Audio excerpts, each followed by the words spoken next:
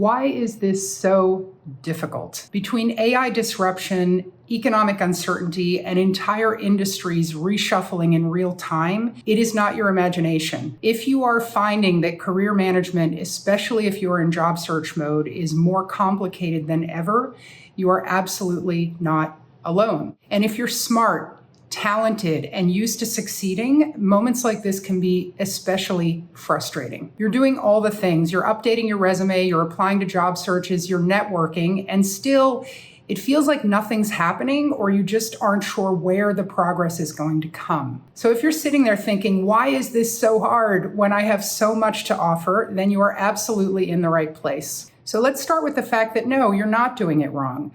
The issue is that the system that you're working in has completely changed. Once upon a time, career path was pretty linear in corporate America. There were safe companies. You could rely on some level of mentorship and training. Nowadays, it's all about navigating uncertainty, positioning yourself strategically, and understanding fundamentally that the rules of the game have changed. So today I want to share with you the 4 mistakes that I see smart, talented professionals make all the time, and more importantly, what to do instead. But first, a quick favor. If this kind of grounded, real-world experience resonates for you, then go ahead and hit follow.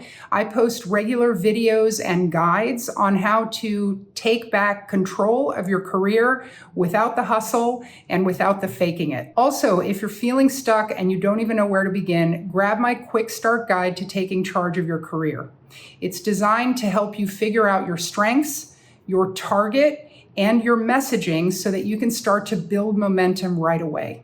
And that link is in the comments below. Okay, let's dive into the 4 mistakes. Mistake number 1 is expecting it to be quick.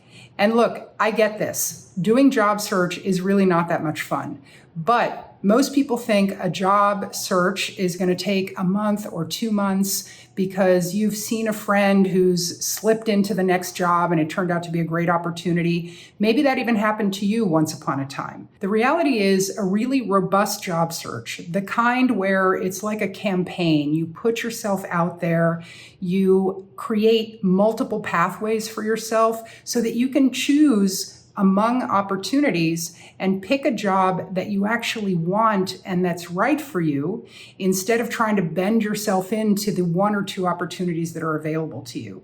That does take 4 to 9 months. So the trick is to plan for a longer time frame and to build in continuous activity. Even if you have a hot lead, you continue with the networking, the outreach, the momentum. Mistake number 2 is being open to anything. And this sounds like you're being flexible, like you're not being picky, like you're really hardworking, ready to roll up your sleeves.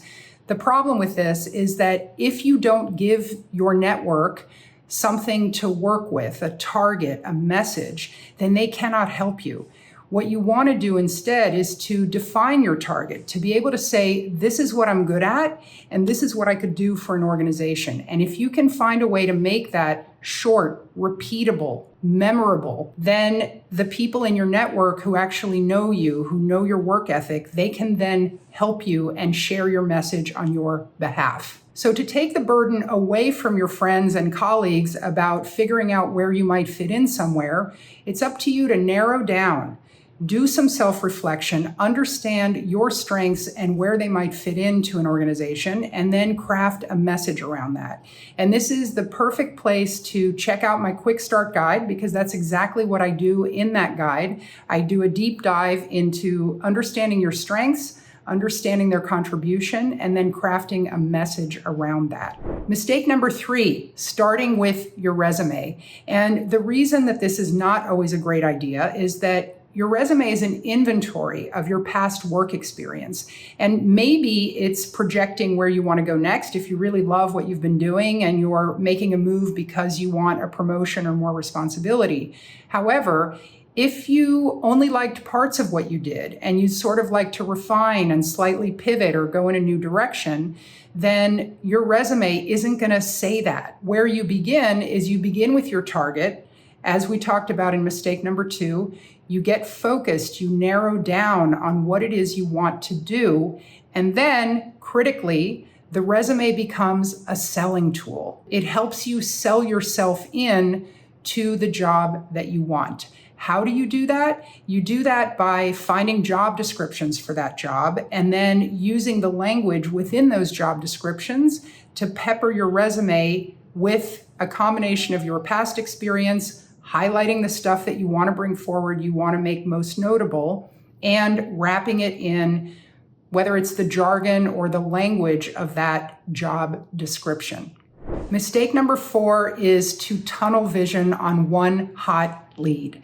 And this one is tricky. Why? Because it looks really good. It looks like you're desirable, like you're in demand. It looks like this is going to be over really quickly, which most people really want.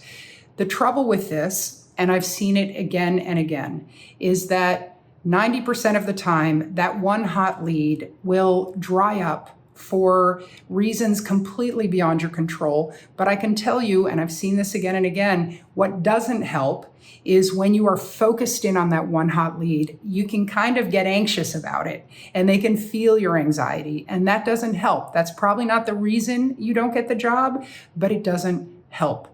So instead, think about seeing that one lead as part of a broader network of leads or a web of leads where you are continuously going out, you're doing your networking, you're repeating your message to the people who know you and even people who are less familiar to you. You are doing regular outreach, you're finding the companies that you'd like to work with, and you're proactively reaching out to them. You may be responding to online ads that feel aligned with you. There's nothing wrong with that as well, but you're not focusing on one hot lead. Okay, good. I know this is a lot. And what I want you to know that's important is that learning how to do job search effectively is a separate set of skills from just doing the hard work and performing well at work. And the mistake a lot of people make is that when they find themselves in a job search situation, they think that their past success at work should speak for them. And when it doesn't, they begin to take it to heart, like there's something wrong with their performance or with their reputation or with their work experience and history.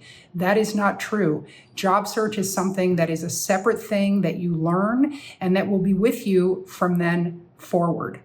Also, an effective job search is not about competition in the way that you think it is. It really is about articulating what's best for you, finding the job that's right for you. And the best way I know how to do that is to create a lot of options. And that is what a robust job search will do. So remember, if this resonates with you and you want help figuring out what you're good at, what is the contribution, and how do you create really strong hooks and messages that will get the attention of the right people, go ahead and download my Quick Start Guide to Taking Charge of Your Career.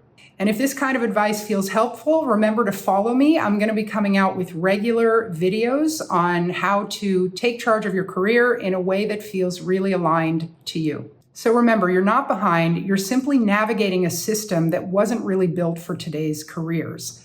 But with the right tools, a good strategy, and a little bit of support, you can make it work for you.